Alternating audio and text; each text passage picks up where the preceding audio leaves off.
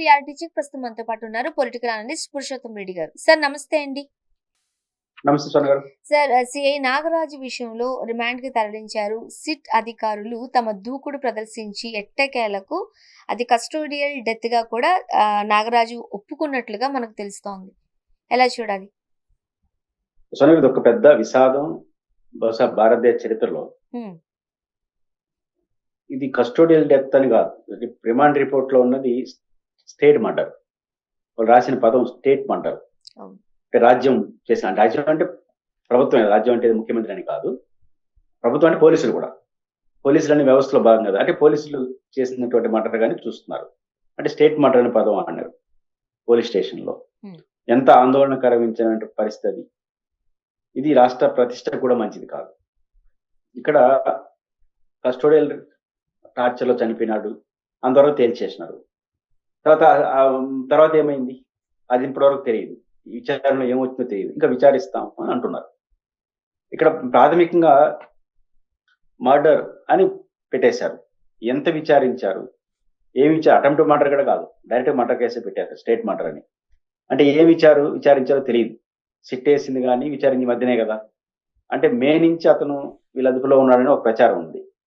కాబట్టి మే నుంచి అదుపులో ఉన్నప్పుడు అప్పుడెప్పుడో చనిపోయి ప్రభుత్వానికి కానీ పై అధికారులు పోలీసులు చెప్పలేదా, లేదా ఇంకోటి అనేది ఇప్పుడు అనుమానాలు వస్తాయి. వాస్తవానికి వీళ్ళు టాస్క్ ఫోర్స్ వాళ్ళు తీసుకొచ్చారు. టాస్క్ ఫోర్స్ వాళ్ళు సిపి సారథ్యంలో ఉంటారు అంటున్నారు. అక్కడ సిపి సారథ్యంలో ఉన్నప్పుడు విచారణ ఏడు వరకు పరిమితం చేయాలి దీన్ని. వారు నిజంగా ఈ ఇప్పుడు టాస్క్ ఫోర్స్ వాళ్ళు తీసుకొచ్చినప్పుడు పోలీస్ కస్టడీలో పోయినప్పుడు చనిపోయారు అనుకుందాం, వాళ్ళు చెప్పినప్పుడు స్టేట్ మర్డర్. ఎవరైతే తీసుకొచ్చారో వాళ్ళందరికీ సిపి కూడా చెప్పాలి కదా, ఇట్లా జరిగిందని. చెప్పారా, చెప్పలేదా, ఇన్ని అనుమానాలు వచ్చేస్తాయి. మొత్తంగా ప్రభుత్వం ఆలస్యంగా స్పందించడం ఒక సమస్య.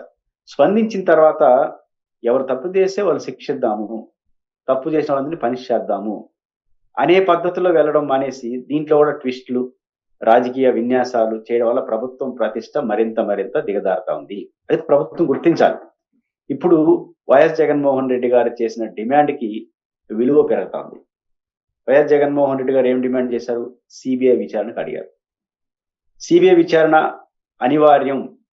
సిబిఐ విచారణ ప్రభుత్వం ఒప్పుకోకపోతే ప్రభుత్వాన్ని జనం నమ్మరు.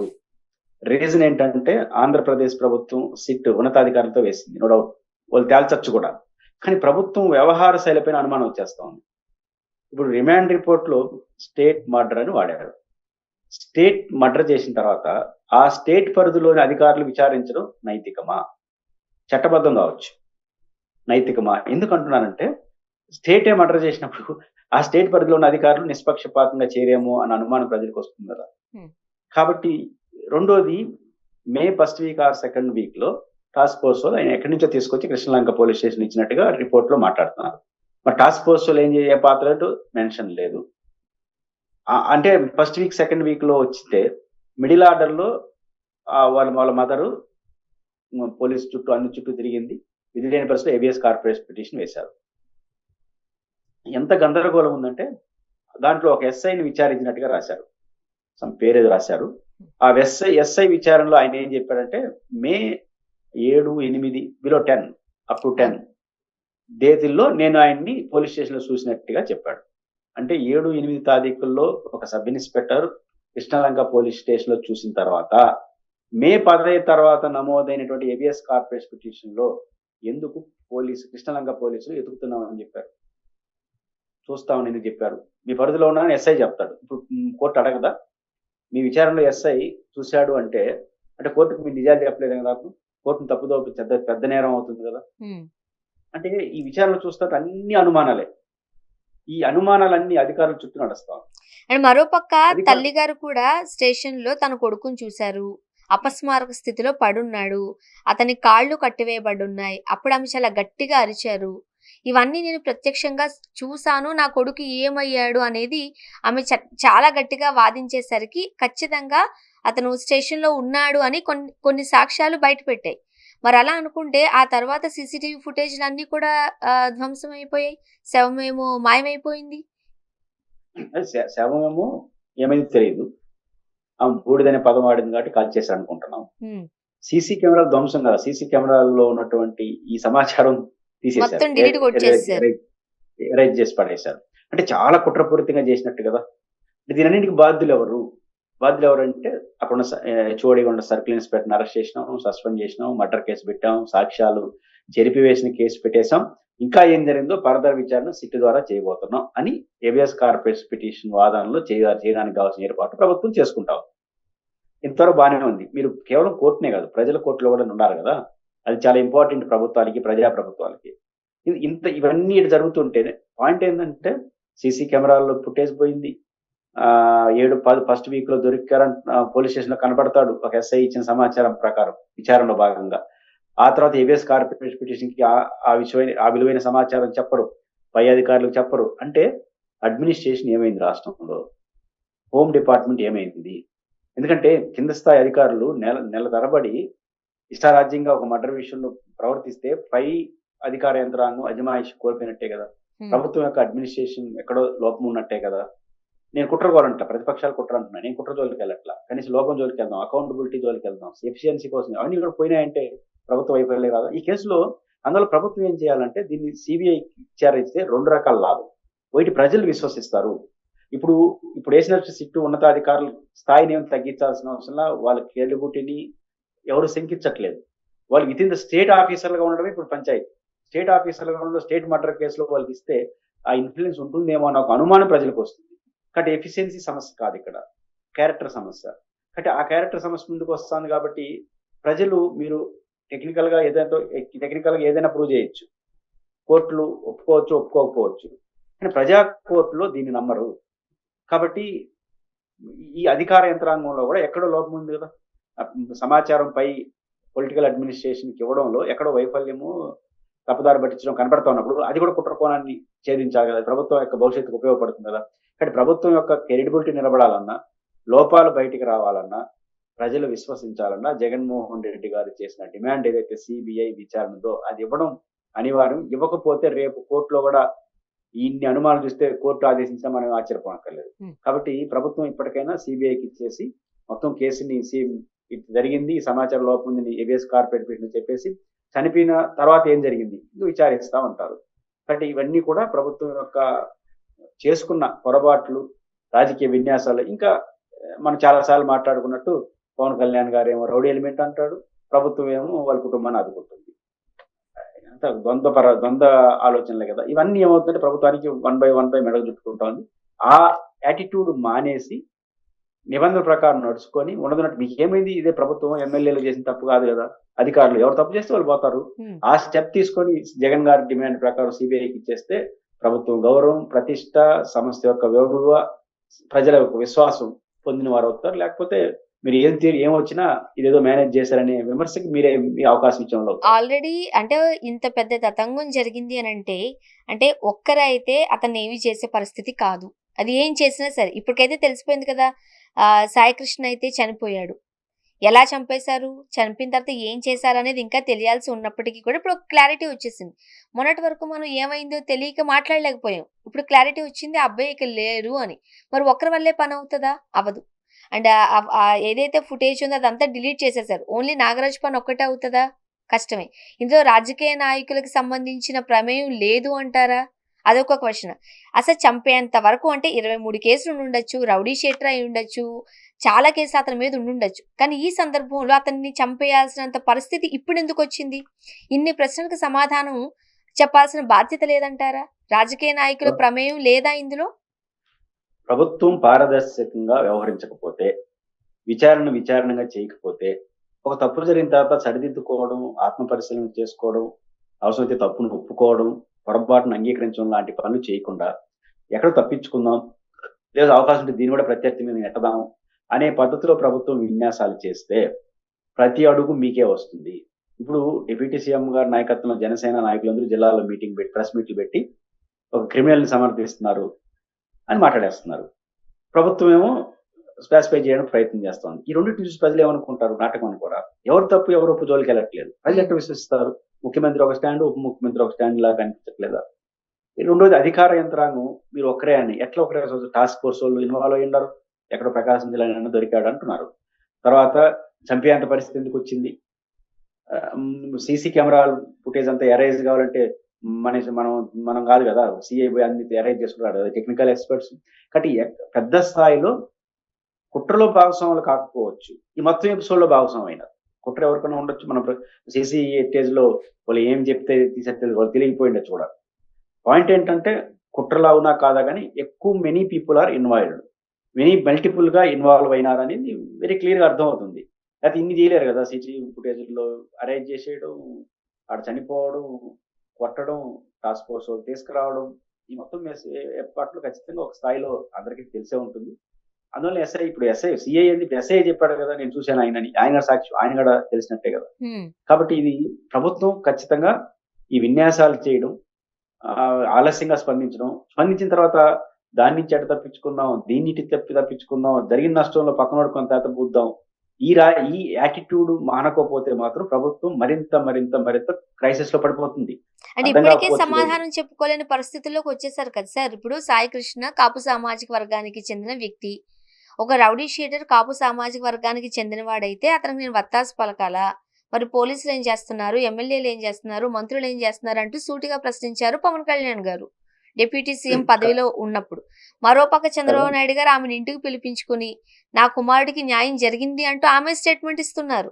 అంటే ఏం జరుగుతోంది ఈరోజు? ఇప్పుడు ఈ ఎవరైతే సాయికృష్ణ మర్డర్ గురి కాబడ్డాడో అతని పైన కేసులు ఉన్నాయి అంతే కదా, రౌడీ షీటరు లేకపోతే అఫెన్స్ కేసులు ఉన్నాయి, అంటే క్రిమినల్ కేసులు ఉన్నాయి అంతేనా? ఈరోజు ఏడీఆర్ ఒక రిపోర్ట్ ఇచ్చింది. అవుట్ ఆఫ్ 135 మంది అధికార పార్టీ ఎమ్మెల్యేలో 115 మంది క్రిమినల్ కేసులు ఉన్నాయట. కేసులు ఉన్నాయి 115 మంది అవుట్ ఆఫ్ 134 ఆఫ్ తెలుగుదేశం. దీంట్లో హై లెవెల్ అంటే తీవ్ర స్థాయి క్రిమినల్ కేసులు 85 మంది మీద ఉన్నాయట. వాళ్ళు ఇచ్చిన రిపోర్ట్. ఇవన్నీ ఎట్లుంటాయి, ఈ రిపోర్ట్లు ఎట్లుంటాయంటే వాళ్ళు ఎన్నికల అఫిడవిట్లో చేసిన లెక్కలే, మళ్ళీ వాళ్ళు శోధించింది సాధించింది కాదు. ఇప్పుడు జనసేన అధినేత పవన్ కళ్యాణ్ రౌడీ షీట్లు సపోర్ట్ చేస్తుంటారు. రౌడీ షీట్ అతని మీద ఓపెన్ చేసి ఉండొచ్చు కాక, అతను కేసులు ఉండొచ్చు కాక, కేసులు ఉన్న వాళ్ళందరినీ ఆరోపణలు ఎదుర్కొంటున్న వాళ్ళు తప్ప శిక్ష పడిన వాళ్ళు కాదు కదా. ఇప్పుడు జనసేన నుంచి 21 మంది ఎమ్మెల్యేలు గెలిచారు. దాంట్లో యాజ్ పర్ ఏడీఆర్ రిపోర్ట్ 11 మంది క్రిమినల్ కేసులు ఉన్నాయట. కేసులు అది కూడా కేసే కదా. తర్వాత ఇంకొక 6 మంది మీద హై లెవెల్ కేసులు ఉన్నాయి, సెన్సిటివ్ కేసులు ఉన్నాయంటున్నారు, తీవ్ర స్థాయి కేసులు ఉన్నాయంటున్నారు. అంటే మీ పార్టీ గెలిచిన సగం మంది ఎమ్మెల్యేలపై క్రిమినల్ కేసులు ఉన్నాయి. కాబట్టి వాళ్ళందరినీ అటు చూస్తామా? క్రిమినల్ కేసులు ఉన్న వాళ్ళు సమర్థిస్తామంటామా? మంత్రివర్గంలో 24 మంది 24 మంది మీద క్రిమినల్ కేసులు ఉన్నాయంట. మళ్ళీ బస్ పవన్ కళ్యాణ్ మీద క్రిమినల్ కేసులు అంటే పొలిటికల్ అఫెన్స్ ఉండొచ్చు, నేను కాదన్ను. పాయింట్ ఏంటంటే కేసు అనేది రుజువు అయ్యేంత వరకు ఆరోపణే. అంటే మోహన్ కృష్ణ కృష్ణ నేతను అలాంటి వాడని నేను పోల్చదలుచుకోలేదు, అతను వేరే కావచ్చు. కానీ శిక్ష పడేంత వరకు, కోర్టు శిక్షేంత వరకు ఆరోపణలు ఎదుర్కొంటున్న వ్యక్తే కదా. అతన్ని మీరు వచ్చిన ఒక అవగాహనకు వచ్చేసి కొట్టేయలేరు కదా. కాబట్టి కేసులు ఉన్నాయి కాబట్టి అతన్ని వదిలేమని ఎవరు చెప్పారు? కఠినంగా శిక్షించండి, లైఫ్ పడేట్టుగా శిక్షించండి, కోర్టుకి తగిన ఆధారాలు చూపండి, కోర్టు శిక్షిస్తుంది, కోర్టు తీర్పిస్తుంది, జైలు శిక్షిస్తాయి. మీ పడితే అది కాదు సమస్య. అది ఒకవేళ అంత ఉబలాటం ఉంటే జైలు శాఖకో లేకపోతే న్యాయ వ్యవస్థలో తొందరగా వెళ్ళి తీర్పులు ఇద్దాం ఉంటే జడ్జిలో న్యాయ వ్యవస్థలోనే వెళ్ళాలి అంతే తప్ప వాళ్ళ పని మేము చేస్తామంటే, జ్యుడిషియల్ పని మేము చేస్తామంటే కుదరదు. తీర్పులు ఇవ్వాల్సిన వాళ్ళు, అమలు చేయాల్సిన జైలు. వాళ్ళ పని వాళ్ళు చేస్తారు, మీ పని మీరు. అతను చేసిన తప్పుని ఎస్టాబ్లిష్ చేసి వ్యవస్థ ముందు నిరూపించాల్సిన బాధ్యత మీది. మీ జ్యుడిషియరీ అంతే. ఆ జ్యుడిషియరీ మించి ఒక దెబ్బ కొట్టారంటే యాక్సెప్టబుల్ కాకపోయినా సహజం, విచారణలో భాగంగా కొట్టారని ఉండొచ్చు, సోదా పడిపోయిండొచ్చు, ఆరోగ్యం చిన్న పాడైండొచ్చు, దెబ్బలు తగలొచ్చు, ప్రాణం పోవడం అనేది చాలా ప్రమాదకరం. ఆ పోయిన ప్రాణం కాస్త బూడిదైపోయిందని ఇంకొక ప్రమాదకరం. కానీ ఈ యాటిట్యూడ్ అనేది ఖచ్చితంగా ప్రభుత్వానికి ఒక సమస్యగా అయితే మారుతుంది. సరే, మరోపక్క ఇండియాలోని చేబదుళ్లు తీసుకునే రాష్ట్రాలలో చూసినట్లయితే అప్పుల్లో ఏపీనే నెంబర్ 1 అన్నట్టుగా మనం పేపర్ ఆర్టికల్స్ చూస్తున్నాం. 1,72,532 కోట్లు తీసుకుంది అంటూ తాత్పర్యం. సోనియా గారు బేసిక్ గా చేబదుళ్ళు మీన్స్ అండ్ వైన్స్ అంటారు కదా. ఆంధ్రప్రదేశ్ చంద్రబాబు నాయుడు గారు, జగన్మోహన్ రెడ్డి గారి లెక్కల ప్రకారం, కాగు లెక్కల ప్రకారం 365 రోజుల సంవత్సరంలో ఒక 12 రోజులు తప్ప, 2 వారాలు తప్ప మిగతా అన్ని రోజులు చేబదులు తీసుకున్నారట. చేబదులు అంటే ఏంటి? ఒకటి ప్రభుత్వానికి రెగ్యులర్ ఆదాయం వస్తుంది, ఓకే. తర్వాత అప్పులు తీసుకుంటారు, ఈ అప్పులు రెగ్యులర్ గా వస్తుంటాయి. ఇవి కూడా చాలకుండా చేబదులు అంటే, ఉదాహరణకు మీ దగ్గర నాకు ఒక అవసరం వచ్చింది, ఉదయం 1000 రూపాయలు మీ దగ్గర ఫోన్ పే చేసుకుంటాను, సాయంత్రానికి 1010 రూపాయలు అంటే వడ్డీతో సహా ఇచ్చేస్తాను. దీన్ని ఉమ్, ఒక రకంగా బండ భాషలో చెప్పాలంటే ఇది చేయబోదులు. అవును. అంటే దాదాపు రోసయ్య గారు అంటుంటాడు, ఫార్మర్ ఫైనాన్స్ మినిస్టర్. ఆ వీడియో ఒకసారి మీకు పంపిస్తాను కావాలంటే. ఆయన ఏమంటాడంటే, రాజశేఖర రెడ్డి గారు ముఖ్యమంత్రిగా ఉన్నప్పుడు కానీ, కిరణ్ కుమార్ రెడ్డి గారు ముఖ్యమంత్రిగా ఉన్నప్పుడు కానీ, రోసయ్య గారు ముఖ్యమంత్రి చేయబదులు ఒక రోజు 2 రోజులు తప్ప ఉండేది కాదంట. ఇది వీళ్ళు సంవత్సరంలో 1-2 రోజులు తప్ప అన్ని రోజులు తీసుకుంటారు. మళ్ళీ మనం విజనరీస్ అవి ఇవి మాట్లాడుతూ ఉంటాం. కాబట్టి ఇంకొక లెక్క ఒక ఇంగ్లీష్ పత్రికలో వచ్చింది. సబ్జెక్టు నాకు కరెక్ట్ అమౌంట్ తెలీదు. చేయబదులు పైన వడ్డీని 700 కోట్లు ఇచ్చారట. వడ్డీ చేయబదులకి. ఇంకా రెగ్యులర్ చేసే అప్పులకు వడ్డీ. అంటే రాష్ట్రంలో ఫైనాన్షియల్ సిచ్యువేషన్ ఎంత దారుణంగా పడిపోయింది. అది అప్పులు, చేయబదులు, ఆదాయం, సొంత ఆదాయం, కేంద్ర ప్రభుత్వం ఇచ్చే రెగ్యులర్గా వచ్చే ఆదాయం, అప్పులు, అప్పు కూడా భారీ ఎత్తున చేస్తున్నారు. ఇవి కూడా చాలకుండా రోజువారీ గడవడం కోసం చేయబదులు చేస్తున్నాం. అది కూడా 360 రోజుల్లో 2 వారాలు మినహాయించి అన్ని రోజులు చేయబదులు. ఇది ఖచ్చితంగా ఫైనాన్షియల్ సిచ్యువేషన్ చాలా ఘోరంగా ఉంది అనడానికి నిదర్శనం. ఇంకొక నిదర్శనం ఏప్రిల్ నెలలో లెక్కన చూడండి. ఆంధ్రప్రదేశ్ ప్రభుత్వం రాష్ట్రంలో 75,000 కోట్ల రూపాయల అప్పులు చేయాలనుకుంది నడుస్తున్న ఫైనాన్స్ ఇయర్ లో. 27 ఫైనాన్స్ ఇయర్ లో మంత్రి గారు అసెంబ్లీ ఆమోదం తీసుకున్నాడు. ఎంత? 75,000 కోట్లు అప్పు చేయాలని. ఒక్క ఏప్రిల్ నెలలోనే 10,000 కోట్లు అప్పు చేసేసారు. ఆ లెక్కన 1,20,000 కోట్లు అప్పు చేస్తారుగా, దాదాపు రెట్టింపు కదా. ఇది ఒక అంశం. రెండో అంశం ఆర్థిక లోటు. ఆంధ్రప్రదేశ్ కేబినెట్ ఆమోదించి అసెంబ్లీ బడ్జెట్ పెట్టినప్పుడు బయ్యవాల కేశవ్ గారు ఆర్థిక లోటు 22,000 కోట్లు ఉంటుందంట 1 ఇయర్ అంతా కలిసి. తమాష ఏంటంటే ఏప్రిల్ నెలలో 10,000 కోట్ల లోటు వచ్చేసింది ఒక నెలలోనే. 12 నెలల్లో రావాల్సిన 22,000 కోట్లు లోటు అంటే మొదటి నెలలో 10,000 కోట్ల లోటు వచ్చింది. ఆ 10,000 కోట్లు అప్పు చేశారు. ఏప్రిల్ నెలలో 22,000 కోట్ల రూపాయలు ప్రభుత్వం ఖర్చు చేస్తే ప్రభుత్వానికి వచ్చిన ఆదాయం 12,000 కోట్లు అంటే అప్పు 10,000 కోట్లు. అంటే 50-50, అప్పు 50, ఆదాయం 50. ఎక్కడా ఉండదు. అట్లాంటి సిచ్యువేషన్ కి మనం వెళ్ళిపోవడం అనేది ఈ ప్రమాదం. మీరు చెప్పిన ఈ లెక్క ఆ ప్రమాదకర అంశాన్ని మరొకసారి రుజువు చేస్తుంది.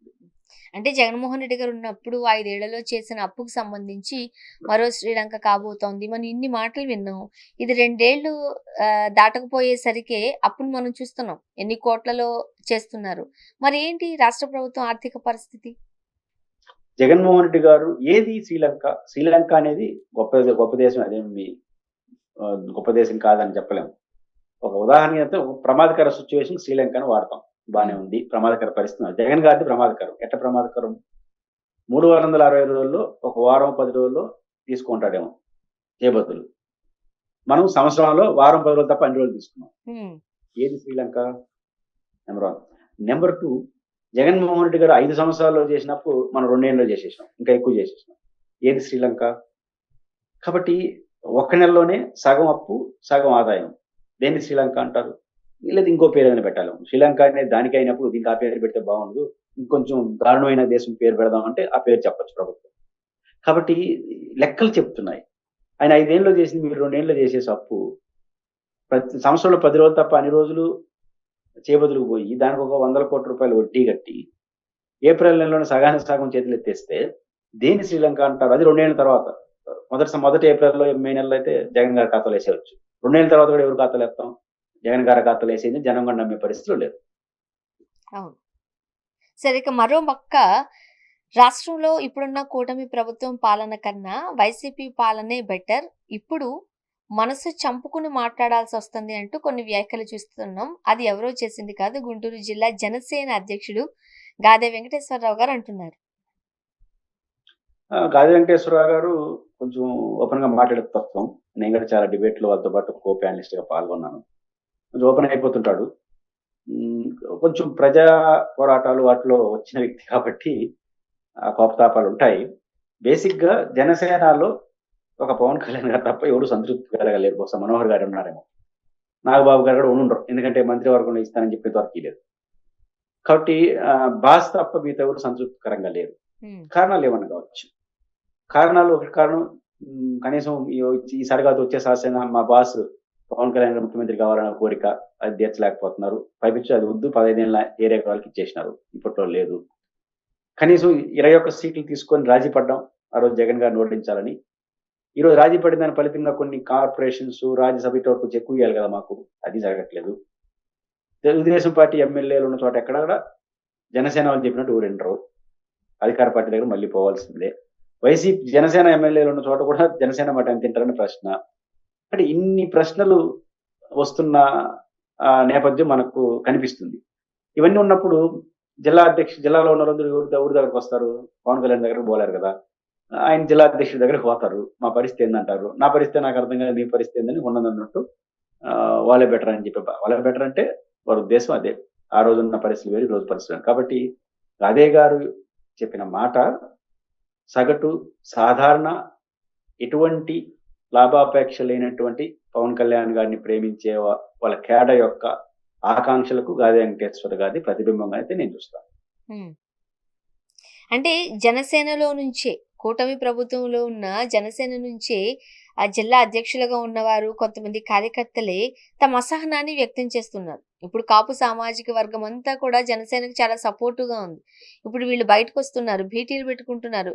పవన్ కళ్యాణ్ గారికి సంబంధించి, జనసేన పార్టీకి సంబంధించి వాళ్ళ అసహనాన్ని వ్యక్తం చేస్తున్నారు. ఇది పవన్ కళ్యాణ్ గారికి కాస్త ఇబ్బందికరమైన అంశమే కదా. పవన్ కళ్యాణ్ గారికి ఇబ్బందికర అంశం రాజకీయ భవిష్యత్తు, జనసేన భవిష్యత్తు అని ప్రమాదాలు పడతాయి. అసలు వారి లెక్క ఏంటో అర్థం కావట్లేదు. నాకు ఒక లెక్క ఉంటుంది కానీ దానికి లెక్క ఉంటుంది అంటుంటాడు కదా. అది ఏం లెక్కో తెలియదు. సినిమాల వరకే పరిమితం, రాజకీయ లెక్క ఏంటో చెప్పాలి కదా. కానీ రాజకీయ లెక్క అంటే ఇప్పుడు గాది వెంకటేశ్వర రెడ్డి మాట్లాడారు. ఎందుకంటే వాళ్ళ లెక్కలు వేరు. వాళ్ళు ఎన్నికల్లో ఇప్పుడు చాలా ఏళ్ళు ప్రతిపక్షంలో ఉన్నారు. ఆ పార్టీ పెట్టినప్పటి నుంచి ప్రతిపక్ష పాత్రే కదా. ఇప్పుడు అధికారంలోకి వచ్చారు, 10 మందికి సహాయం అడుగుతారు, 10 మందికి మంచి గురించి మాట్లాడతాను. డబ్బులు సంపాదించుకోవడం, తప్పు పనులు చేయడం అనేది సెకండరీ పెట్టుకున్నాం. న్యాయంగా ఆలోచించిన 10 మందికి సాయం చేయాలంటే ఖచ్చితంగా పవర్ అనేది ఉండాలి. పవర్ లో ఉండేవాళ్ళు సహకరించాలి. అది లేదన్నది కనిపిస్తా ఉంది. దాన్ని వ్యక్తం చేసినాడు. ఈ వ్యక్తం చేసిన వాళ్ళని పట్టించుకోకపోతే ఈ రోజు బాగుంటుంది, ఇంకా 3 ఏళ్ళు అధికారులు ఉంటారు కదా, కట్టి మౌనంగానే ఉంటారు. ఎట్లే కొనసాగితే ఎన్నికల టైంలో వాళ్ళు వచ్చినప్పుడు సమయం చూపించేస్తారు. కాబట్టి జనసేన కార్యకర్తల్లో అసంతృప్తి ఉంది. మరి ఆయన ఇంకా 3 ఏళ్ళు ఎట్ట పరిష్కరిస్తాడో, ఏ లైన్ తీసుకుంటాడో చూడాలి. మరోపక్క బీసీ నాయకులు కాస్త ఇబ్బందికరంగానే ఫీల్ అవుతున్నారు. 2014 ఎన్నికల్లో బీసీ డిక్లరేషన్ కి చేస్తా ఉన్నారు. 100 ఎమ్మెల్యే సీట్లు ఇస్తా ఉన్నారు, శటకోపం పెట్టారు. స్థానిక సంస్థలు నామినేటెడ్ పదవుల్లో 34% రిజర్వేషన్లు ఇస్తామన్నారు. ఇలా అంత లిస్ట్ చెప్తున్నారు వాళ్ళు. ఏంటి మరి? బేసిక్ గా రాజకీయ నాయకులకు బీసీ డిక్లరేషన్ ఒక రకంగా అనిపిస్తుంది, ప్రజలకు ఒక రకంగా అనిపిస్తుంది. రాజకీయ నాయకులకు బీసీ డిక్లరేషన్ లో మాకు ఎన్ని పదవులు ఇచ్చారు. ఉదాహరణ, జగన్మోహన్ రెడ్డి గారు రాజ్యసభలో సగాని సగం బీసీలకు ఇచ్చాడు. సగాని సగం బీసీలకు ఇచ్చాడు. ఆయన నియమించినటువంటి కార్పొరేషన్స్ లో ఆయన నియమించినటువంటి చైర్మన్లుగా అనేక మంది పదుల సంఖ్యలో బీసీలకు ప్రయారిటీ ఇచ్చాడు. పదుల సంఖ్యలో ఇవ్వడం కాదు, జనరల్ సీట్లలో కూడా చాలా మందిని పొజిషన్ లో పెట్టాడు. ఇంకొక మాట, ఈరోజు అనంతపురం, హిందూపురం, కర్నూలు ఇది ఆధిపత్య వర్గాల రాజకీయ నడిపే ప్లేస్. కోట్ల విజయభాస్కర్ రెడ్డి లాంటి హేమాహేమీలు ముఖ్యమంత్రులుగా పనిచేసిన వాళ్ళు, కేంద్ర స్థాయిలో పనిచేసి ప్రధానమంత్రిగా పి నరసింహారావు నంద్యాల నుంచి గెలిచాడు. అలాంటి చోట్ల ఒక ఫ్యాక్షన్ రాజకీయాలు ఉంటాయని చోట్ల హిందూపురం, అనంతపురం, కర్నూలులో బీసీ ఎంపీ అభ్యర్థితో పెట్టి గెలిపించుకున్నాడు. ఇక్కడ జగన్మోహన్ రెడ్డి గారు కొన్ని సాహసాలు చేసినాడు. ఎంపీలుగా ఇచ్చాడు, ప్రత్యక్ష ఎన్నికలు ఎంపీలుగా పోటీ చేసి గెలిపించాడు. అనేక కార్పొరేషన్స్ లో జనరల్ సీట్లో కూడా బీసీలకు అవకాశం ఇచ్చారు. అంటే బీసీలకు రాజకీయంగా వాళ్ళతో పోల్చుకుంటే బెటర్ ప్లేస్ అని ఇచ్చాడు. 2, కూటమి ప్రభుత్వం ఏం చేస్తా ఉంది? కూటమి ప్రభుత్వానికి వచ్చిన పంచాయతీ ఏంటంటే 50 సంవత్సరాలకు లోబడి ఉండే బీసీలకు, బలహీన వర్గాలకు పెన్షన్స్ 60 ఏళ్ళ తర్వాత ఇచ్చే 4,000 రూపాయల పెన్షన్ ఇచ్చేస్తా ఉన్నారు. ఇంతవరకు ఒకరికి ఇచ్చారా? ఆ పాలసీ తీసుకోలేదు. నష్టపోయింది ఎవరు? ఖచ్చితంగా బీసీలే కదా. బీసీలకి, బలహీన వర్గాలకి అది వర్తిస్తుంది. వాళ్ళకి ఇవ్వలేదంటే 10 ఏళ్ల పాటు వాడు నష్టపోయినట్టే కదా. కాబట్టి సంక్షేమ పథకాల అమల్లో బీసీలకి ప్రత్యేకంగా ఇచ్చిన అస్యూరెన్స్ కానీ రాజకీయాలు సరిగ్గా ఇవ్వలేకపోవడం వల్ల ఖచ్చితంగా అసంతృప్తి ఉంటుంది. వాస్తవానికి తెలుగుదేశం పార్టీ బీసీల పార్టీగా బలమైన ముద్ర ఉంది. వాళ్ళకి ఆ క్రెడిబిలిటీ తెచ్చిపెట్టింది, అనేక కారణాలు ఇచ్చారు. కానీ అలాంటి పార్టీ జగన్ దెబ్బకి బీసీ డిక్లరేషన్ చేసింది. అంటే మేము బీసీలకి చేయబోతున్నాం, ఆ డిక్లరేషన్ ఏమో అమలు కావట్లేదు. ఖచ్చితంగా అసంతృప్తి ఆ వర్గాల్లో, ప్రజల్లో ఉంటుంది, రాజకీయ నాయకులు కూడా ఉంటుంది. మరోపక్క కర్నూలు జిల్లా అక్కడ అంతా కూడా బంగారం దొరికింది కాబట్టి రాయలసీమ రత్నాలసీమ అయిపోతుంది అంటూ కూడా గట్టిగానే వినిపిస్తోంది. ఆ జిల్లా వాసులే, మీరు ఏం చెప్తారు? ముఖ్యమంత్రి గారు నేను కర్నూలు, అనంతపురం సరిహద్దుల్లో బంగారు నిక్షేపాలు కనిపెట్టిన విషయం బహిరంగతమైంది. దాని సభలో మాట్లాడుతూ ఇంకా రాయలసీమ రత్నాలసీమ అయిపోతుందని చెప్తున్నారు. రాయలసీమ రత్నాలసీమ అనేది రెగ్యులర్ గా ఉండే పదమే. అంటే వారు అక్కడ బంగారు గనికి సంబంధించి 15 సంవత్సరాల నుంచి అక్కడ పరిశోధన జరుగుతా ఉంది. ఒక ప్రైవేట్ కంపెనీ రూఢీ చేశారు అక్కడ బంగారు దొరుకుతుందని. ఇంకా ప్రాసెస్ స్టార్ట్ అవుతుంది. అక్కడ ఒక లెక్క ప్రకారం సంవత్సరం అంతా ప్రాసెస్ చేస్తే 1 టన్ను బంగారు దొరకచ్చని ఒక అంచనా. అది కూడా ఏమవుతుందో చూడాలి. ఇక్కడ రాయలసీమ రత్నాలసీమ కావాలి అంటే పరిశ్రమల పరంగా మినరల్స్ ఎక్కడ లేని విలువైన మినరల్స్ రాయలసీమలో దొరుకుతాయి. మీకు యూరేనియం కావచ్చు, బైరటిస్ కావచ్చు, సున్నపరాయి కావచ్చు, నాపరాయి కావచ్చు, ఐరన్ ఓర్ కావచ్చు, గ్రానైట్ కావచ్చు, అరుదైనటువంటి ఇవన్నీ దొరుకుతాయి. రాయలసీమలో దొరుకుతున్న ఇవి రాయలసీమ రత్నాలసీమ కావాలంటే ఏం కావాలంటే సున్నపరాయి, నాపరాయి. ఇది పొద్దుటూరు, తాడిపత్రి ప్రాంతంలో దొరుకుతుంది కదా. దీనికి ప్రాసెసింగ్ యూనిట్లు మరియు సిమెంట్ ఫ్యాక్టరీలు భారతీయ సిమెంట్తో సహా అక్కడే ఉంటాయి. దాదాపు 40 నుంచి 50 వేల మందికి ప్రత్యక్ష పరోక్ష ఉద్యోగ అవకాశాలు వచ్చాయి. యూరేనియం యూనిట్స్ ఉంది, పుత్తూరులో ఉంది, పులివెందుల్లో ఉంది. అక్కడ కొంతమందికి ఉపాధి లభించింది. నా పాయింట్ ఏంటంటే బైరటిస్ కానీ, ఐరన్ ఓర్ కానీ వీటన్నిటికి కూడా మాకు ఇక్కడ ప్రాసెసింగ్ యూనిట్లు వస్తే ఎక్స్పోర్ట్ అయిపోతాం. ఇప్పుడు ఉదాహరణకు ఓబులాపురం గనులు ఎక్స్పోర్ట్ జరిగింది. నిజానికి రాజశేఖర రెడ్డి గారు ఆశించినట్టుగా వారు చనిపోకుండా ఉంటే అటు బ్రాహ్మణి స్టీల్ వచ్చి ఉంటుంది. బ్రాహ్మణి స్టీల్ వస్తే ఒక విశాఖ స్టీల్ లాగా విశాఖపట్నం ఎట్లయిందో కడపట్ల అయిండేది. ఎప్పుడవుతుంది అది కాక దాన్ని చేయకుండా బ్రాహ్మణి స్టీల్ ఆపేసి ఐరన్ ఓర్ అంతా విదేశాలకు వస్తే వ్యక్తులు లాపడ్డారు, జనార్దన్ రెడ్డి లాంటి వాళ్ళు. కానీ సమాజానికి ఏం ఉపయోగపడింది? కాబట్టి రాయలసీమ రతనాలసీమ కావాలంటే ముఖ్యమంత్రి గారు చెప్పినట్టు ఏదైతే రాయలసీమలో మినరల్స్ ఉన్నాయో అన్ని రకాల మినరల్స్ వాటిని పరిశోధించే పరిశోధనా సంస్థలో రాయలసీమలో పెట్టడం, పరిశోధన ద్వారా తేలిన దాన్ని ప్రాసెసింగ్ యూనిట్లు కానీ రాయలసీమలో పెట్టి తర్వాత మెటీరియల్ ఎక్స్పోర్ట్ చేస్తే లక్షలాది మందికి ఉపాధి దొరుకుతుంది. అప్పుడు రాయలసీమ రతనాలసీమంగా మారుతుంది. అలా కాకుండా ఎక్స్పోర్ట్ చేస్తే ఏమవుతుంది? ఎవరో గాలి జనార్దన్ లాంటి వాళ్ళు కోటీశ్వరులు అవుతారు, అక్కడ కూలీ పనులు కొన్ని దొరుకుతాయి. కాబట్టి ఇప్పుడు ఉదాహరణకి ఇది బంగారు ఉంది, అది అక్కడ యూనిట్ వస్తుంది, బంగారు అని బయటకు అమ్ముకుంటారు. ప్రాసెసింగ్ యూనిట్లు ఉండాలి, రీసెర్చ్ ఇన్స్టిట్యూషన్ కానీ ఉండగలిగితే ఖచ్చితంగా వారు చెప్పిన రాయలసీమ రత్నాలసీమ అది చేయాలంటే ఈ ప్రయత్నం చంద్రబాబు గారు చేస్తే మంచిది. సో మరోపక్క ఈ డ్రంక్ అండ్ డ్రైవ్ లో ముఖ్యంగా పోలీసులు అత్యధికంగా కేసులు నమోదు చేస్తున్నారు అంటూ టీడీపీ ఎంపీనే పుట్టా మహేష్ గారు చేసిన వ్యాఖ్యలు పెద్ద దుమారం రేపుతున్నాయి. ఎందుకనంటే తాగి డ్రైవ్ చేయకూడదు, బట్ అక్కడే కేసులు ఎక్కువ నమోదవుతున్నాయి, పోలీసులు నమోదు చేస్తున్నారు, కాస్త ఫ్లెక్సిబిలిటీగా ఉంటే బాగుంటది అని అభ్యంతరం. మరోపక్క బెల్ట్ షాపులకు సంబంధించి లోకేష్ గారిని నిలదీశారు మహిళలు. ఏం చేయాలంటారు? ప్రభుత్వం బాధ వేరే, అమ్మే వాళ్ళ బాధ వేరే, పోలీసుల బాధ వేరే. డ్రంక్ అండ్ డ్రైవ్ పట్టుకోకపోతే ఎట్లుంటారు? తాగొచ్చు కానీ తాగి తోలకూడదు కదా. తాగి తోలితే ఏమవుతుంది? ఉండాలి కదా సార్, స్ట్రిక్ట్ గా ఉండమని కదా చెప్పాలి. ఫ్లెక్సిబిలిటీ అంటారేంటి? అంటే ఆయన బాధ కూడా మనం అర్థం చేసుకోవాలి.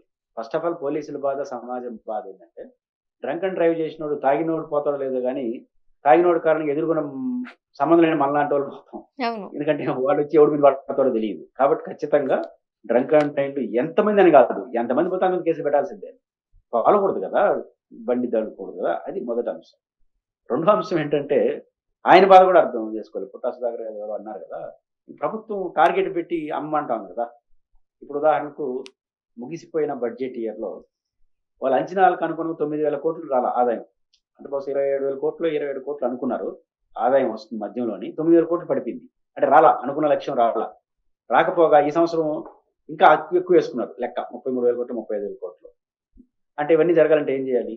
టార్గెట్ అందుకోలేదంటే టార్గెట్ ఈసారి అందుకోవాలి. టార్గెట్ అందుకోకపోగా ఇంకా ఎక్కువ ఆదాయం రావాలంటే ఏం చేయాలి స్వర్ణ గారు? ఎక్కువ మంది తాగాలి, అంతే కదా. కొత్త పద్ధతులు ఎంచుకోవాలి. అందువల్ల విశాఖ బీచ్ లో గోవాని చేస్తా ఉంటున్నారు. విశాఖపట్నం ఉండాలని విశాఖపట్నం గోవా చేస్తే అట్లా ఏంటి? దాని లాజిక్ ఒకటే లాజిక్. ఏం లాజిక్? మద్యం ఎక్కువ అమ్మడం, అంతే కదా. విశాఖ బీచ్ కి బ్రహ్మాండంగా యాత్రికులు తాగడం కోసం ఎందుకు గోవా వరకు పోవాలి, వైజాగ్ వరకు వస్తే చాలా కనీసం విశాఖ బీచ్ లో పోయిన తలా తాగినప్పుడు మొన్న ఎప్పుడు అంటున్నారు గన్నవరం ఎయిర్పోర్ట్ లో పెడతామని. ఇవన్నీ ఏం చేస్తాయంటే పెట్టడం కరెక్టా తప్ప అనేది నేను పోవట్లేదు. కానీ బేసిక్ గా పబ్లిక్ గా మా షాపులు ఉన్నాయి, ఆదాయం అనుకున్నట్టు రాలా. దాన్ని ఏం చేశారు? మినీ బార్లు అని పెట్టారు. పర్మిట్ రూమ్లు అని పెట్టారు. మినీ బార్, పర్మిట్లు ఎక్కువ. పర్మిట్ రూమ్లు అంటే ఏంటి? మా అపార్ట్మెంట్ దగ్గర కూడా ఒక బ్రాందీ షాప్ ఉంది. దాని పక్కన కీతులు అంటారు. బట్టలు వేసి ఆడు ఉండేది. ఆడు తాగేసి ఆడే పడుకుంటాడు. మళ్ళీ బుద్ధి పుట్టి లేచి మళ్ళీ తాగుతుంటాడు. అంటే దానికి పర్మిషన్ ఉండదు. అందువల్ల పర్మిట్ రూమ్ అన్నారు. అంటే పర్మిట్ ఉంటే ఆనే తీసుకోమని ఇంట్లో శుద్ధంగా తాగేసి ఇంట్లో పడుకుంటాడు. ఇక్కడ ఆనే దగ్గర ఏర్పాటు చేసి ఎంత అవుతాడో తెలియదు, ఏమవుతాడో తెలియదు. ఇక్కడ పర్మిట్ రూమ్లు ఇచ్చారు పెంచడం కోసం. మినీ బార్లు ఇచ్చేశారు. మినీ బార్లు కాస్త మెయిన్ బార్లు, మెయిన్ బార్లు కాస్త ఇంకా పెద్ద బార్లు, మినీ పర్మిట్ రూమ్లు కాస్త మినీ బార్లు అయిపోయినాయి. కాబట్టి ఆ రకంగా ఇన్ని చేస్తే కూడా 9,000 కోట్లు తక్కువ వచ్చిన ఆదాయం. మరి ఏం చేయాలి? కాబట్టి ఇప్పుడు విశాఖ ఇప్పుడు మళ్ళీ ఇవన్నీ ఎందుకు చెప్తున్నాను? ఇప్పుడు సుధాకర్ గారు ఎవరో మాట్లాడే మీరు ఎవరు పెట్టి కేసు పెట్టి తాగేది ఇదో పంచాయతీ వస్తుంది. కాబట్టి ఎక్కువ మంది తాగాలి కాబట్టి అంటే వాళ్ళ ఏడవాళ్ళు తెలియని పరిస్థితి సిచ్యువేషన్. ప్రభుత్వం దీని ద్వారా ఆదాయం ప్రధానం అనుకుంటా ఉంది. అనుకున్నట్టు రావట్లా. కాబట్టి ఈ టైంలో వీళ్ళందరూ కేసులు పెట్టారనుకోండి, తాగేవాళ్ళు తగ్గిపోతాడేమో అని ఒక దాంతో చూసి చూడకపోవడం అంటారు. లేకపోతే ఇంకా ఎక్కువ మంది యూత్ కదా తాగుతారు. మీరే తాగమంటారు, మీరే పర్మిట్ రూమ్లు ఇస్తారు, మళ్ళీ మీరు పట్టుకుంటే ప్రభుత్వానికి వ్యతిరేకత వస్తుంది. ఇంకోటి చలనాలు ఎక్కువ అవుతాయి కదా. ఏది ఏమైనప్పటికీ ఎవరు బాధినప్పటికీ పోలీసులు తమ విధులను కొనసాగించాలి, ఇంకా పటిష్టంగా అమలు చేయాలి. తాగి డ్రైవ్ చేయడాన్ని ఎటువంటి పరిస్థితుల్లో కూడా అలౌ చేయకూడదు. అది వాడికి ప్రమాదం, సంబంధం లేని సాధారణ పౌరుడికి కూడా అది ప్రమాదం. కాబట్టి ఖచ్చితంగా ఎవరి మాట వినాల్సిన అవసరం, పోలీసుల పని యథాతథంగా చేస్తే మంచిది. చూద్దాం sir. Thank you so much అండి. మీ అభిప్రాయాలు పంచుకున్నారు. Thank you. ఇది వాళ్ళ రియాలిటీ చెక్. Stay tune.